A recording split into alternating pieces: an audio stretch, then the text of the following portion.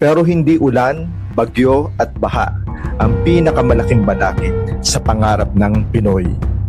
Ito yung kawalan ng aksyon mula sa ating gobyerno upang maisakatuparan ang pinakamabisang solusyon. Ito yung kawalan ng katapatan, ng integridad ng ating mga lider, kawalan ng kakayahang magpasunod, yung malinaw na sabihin sa atin kung ano ang gagawin nila at ang gagawin naman natin. At pangunahan tayong lahat tungo sa isang mataas na pambansang layunin. Pero kung ito ang normal sa tingin ng ating mga leader, paano ka mangangarap ng matayog sa gitna ng malawak at malalim na baha ng korupsyon? Hindi natin kayang mangarap ngayon.